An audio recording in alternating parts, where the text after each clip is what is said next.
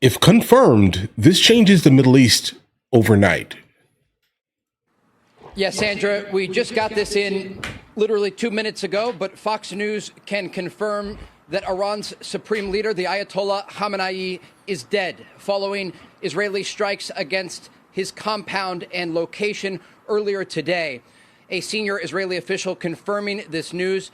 Earlier tonight, Israel's Prime Minister Benjamin Netanyahu describing the strikes not only against the supreme leader, but against much of the Iranian leadership.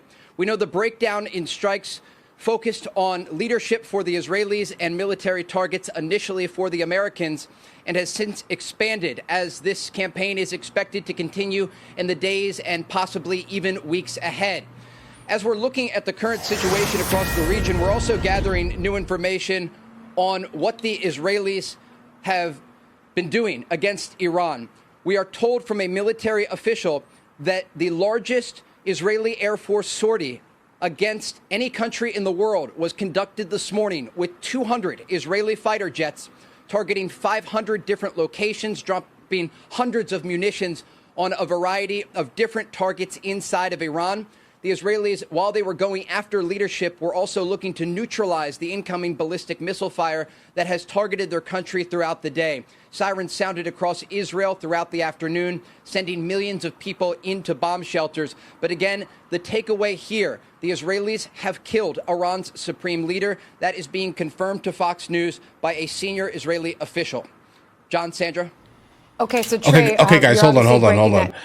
Listen, I'm fully aware that there definitely is some confirmation that's happening kind of throughout the entirety of the media here. But the reason why I say if it can actually be confirmed is that we're looking at the Hindustan Times and obviously the Indian Express. They're basically saying the exact opposite of what's happening here.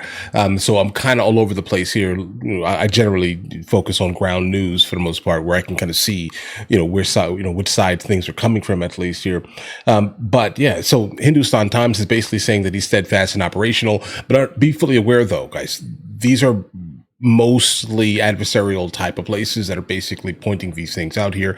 And why would they actually want to kind of confirm that America and Israel actually did something like this here? They're trying to obviously keep the peace and things from basically spreading here. Right? So again, the news is kind of all over the place right now, but we will definitely be kind of keeping up with this as the story progresses here, guys. News for us just now. We'll be looking for reaction, obviously, on the ground in Iran and all over the Middle East region. Absolutely. This is a major blow to the Iranian regime. Iran's supreme leader, the Ayatollah Khamenei, was not a figurehead. He was the man in charge of decisions as it relates to Iran's nuclear program, their expanding ballistic missile program, the hardline positions that made it impossible for the Americans to reach a diplomatic solution with the Iranians. And that led to a variety of conversations behind the scenes. And I can also report, having just gotten off of a background call with a U.S. official, that there were attempts made by the Trump administration, really olive branches given to the Iranians at the negotiating table, asking them to find a solution on the nuclear issue. These other issues, their ballistic missile program, their support of regional proxies, and even the crackdown on protesters, the Trump administration initially was willing to ignore those issues in order to get an agreement together on the nuclear program. And they simply were not willing to come to the table with reasonable demands. And despite the efforts by top negotiators that were sent to Oman and to Switzerland, whether it be Special Envoy Steve Witkoff or President Trump's son-in-law, Jared Kushner, who we know have been working across the region around the clock over the past year, not just on this issue, but also to get a ceasefire in Gaza and implement the new Board of Peace to create stability in the region. The understanding was that the Iranian regime and the supreme leader himself, these were the last hurdles for the region between stability and instability. And this decision was made overnight by President Trump and Israeli Prime Minister Benjamin Netanyahu to launch these extensive strikes across Iran in order to neutralize that threat. President Trump overnight, when he made those remarks, said there could be American casualties. This is going to be a difficult fight because no war is easy, despite the fact that by tomorrow the Israelis believe they will have air superiority over the skies of Iran.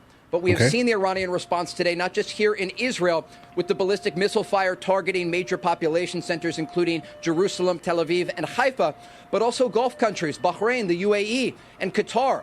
A regional diplomat telling Fox News this evening that 8 people were injured in Qatar during one of the attacks.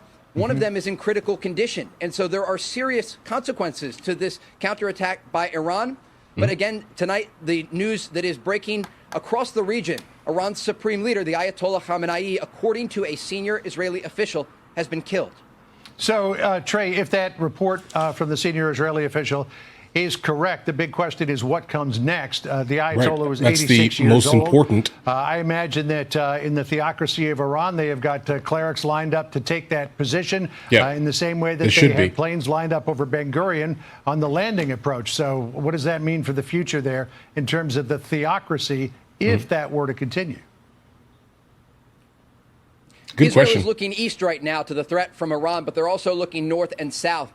Iran's largest proxies are Hezbollah, the Lebanese militant group in southern Lebanon, and the Houthis in Yemen. Hezbollah, according to an intelligence official I spoke to recently, still has thousands of rockets and missiles, and around half of them are within range of Israeli cities. And this is a serious threat still posed to Israel, despite the fact that the Israelis have degraded and destroyed much of the Hezbollah arsenal. It still poses a threat to Israel. You might remember, as we reported throughout the past 2.5 years, the Israelis decapitated the head of Hezbollah, Hassan Nasrallah, with a strike in the Dakhya neighborhood of Guys, it's not just like Israel that is now kind of at threat here, guys. Understand this here. We do have multiple facilities, let's say, kind of in this region that are also kind of within striking distance, let's say, of Iran. Now, understand this. Like, we are definitely kind of putting ourselves in the middle of this in a way that is absolutely going to end in most likely American lives being lost kind of during this here. In Beirut. They went after the missile launching positions we saw on the ground there in southern Lebanon as the Israelis meticulously moved field by field and cave by cave to go after these positions that had been dug into the sides of mountains. But despite those efforts, this is an organization that had decades of support from the Iranian regime, and they were able to smuggle in missiles and rocket components that now make up what is left of that arsenal. And while it is a smaller arsenal than before, it is a threat. And Hezbollah in the past, just the past several days, has said that if Iran's supreme leader was targeted, they would get directly involved in this war. And so that is where Israel is focused right now. As it relates to the situation on the ground in Iran, we do have to step back amid all of this military action and these serious decisions that were made by President Trump and Israeli Prime Minister Benjamin Netanyahu. There is still an understanding about how the structure of the Iranian regime operates. Iran's supreme leader reportedly had already prepared successors. Iran's IRGC had already prepared successors for the top commanders of their military, understanding that if a war erupted, these would be the individuals targeted in such a conflict. And so this isn't over. This is actually just beginning. But it does raise questions about the future of the region and where things are headed once this does conclude.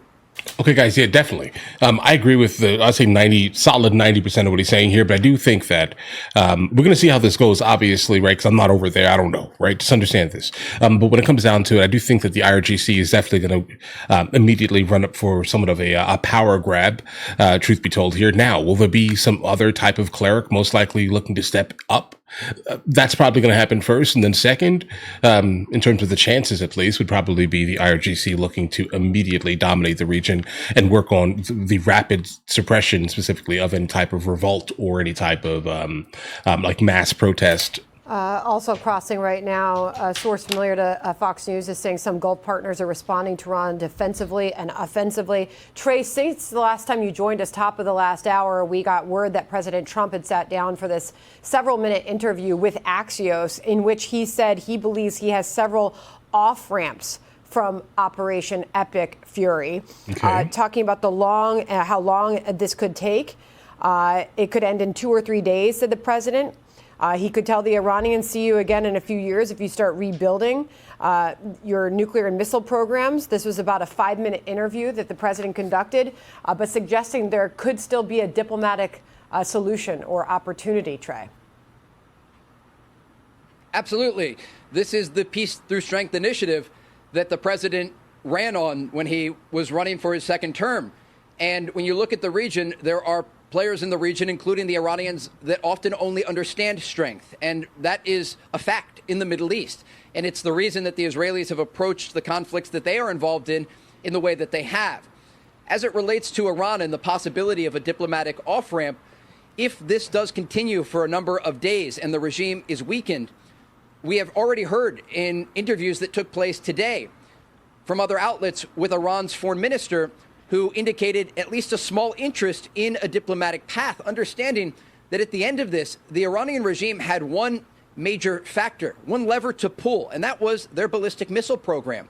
Now, while they still will fire ballistic missiles, likely in the days ahead, when they have no nuclear weapons, 100%. They have a limited supply of missile launchers, and their regional proxies have been decimated over the past 2.5 years, it raises a very significant question. What does Iran have left to fight with if this is an extended campaign that lasts for several days or several weeks? They certainly do pose a threat. They have anti-ship missiles. They have ballistic missiles. But their ability that they had, and really we should look at October of 2023, the ability that they had before the war began with Hamas launching the brutal massacre into southern Israel on the morning of October 7th. When you think back 2.5 years ago, this is a totally different Iranian regime. It is a weakened regime. It is a regime that cracked down on now protesters, even more, slaughtering, according to President Trump, 32,000 of their own civilians. That's behavior from a regime that is cornered, understanding that they have very limited options of how to respond. And so the days ahead will be quite interesting to see how the Israelis and the Americans move forward with strikes against Iran. But certainly in these situations, we have often seen temporary ceasefires when conflict erupts in order to get some sort of deal together. And just one concluding point here that I want to note. Back during the 12-day war in June of 2025, as we reported here on the ground amid heavy incoming ballistic missile fire, that war was unfolding with casualties here in Israel, more than 24 people killed. The Israelis launching a series of strikes across Iran, trying to take out those air defense systems. But it was when President Trump ordered Operation Midnight Hammer that the Iranians suddenly responded just once against a base in Qatar, the Al Udeid base, and then in a way backed off. And it was President Trump, one man, who was able to decide the outcome of what comes next. And I remember a moment here on the ground. Israeli fighter jets were in the skies on their way to continue with a bombing campaign against Iran, and President Trump got on the phone and called off the strikes. So when the president feels that there's an opportunity for a deal, there are options and off-ramps to be taken. All right. Yeah, we'll definitely see how that goes here, guys. But listen, I do suspect that almost immediately, if this is something that is factually that has happened. Listen, I get it. They're senior Israeli officials. They're basically saying that that he is gone. If he is gone, then things are going to start getting very interesting, specifically in the region here. Now, listen, we do understand that Hezbollah, kind of by default, is going to end up striking northern Israel. I think that's just going to be pretty much the default if that's happening. I understand this video here came out apparently about an hour ago. The story is absolutely still developing. And so as it develops, we definitely will consistently kind of fill in some of the blanks here. But I do suspect Hezbollah to immediately respond in ways that are going to be absolutely crazy. So if this is true, then we're going to see a lot more of this happening here, guys. But if he is gone now, the power vacuum is a real phenomenon that happens when these type of things happen. So we will see here. Will he be replaced with someone who is worse than him? Right. But I'm not sure America and Israel specifically are going to be done right now. I mean, how can they immediately walk away from something like this now, with there being a power vacuum type scenario? Listen, the people of Iran are sick and tired of being sick and tired of this regime and the overall cohorts that surround this regime. So I definitely suspect that things are not over. Just because you got the big guy, that doesn't mean that things are going to end immediately, kind of at all, right? I don't really see that being a thing here, bros. But either way, we'll definitely consistently follow this story as it progresses. But listen, you guys all have an absolutely amazing day. Enjoy your day thoroughly.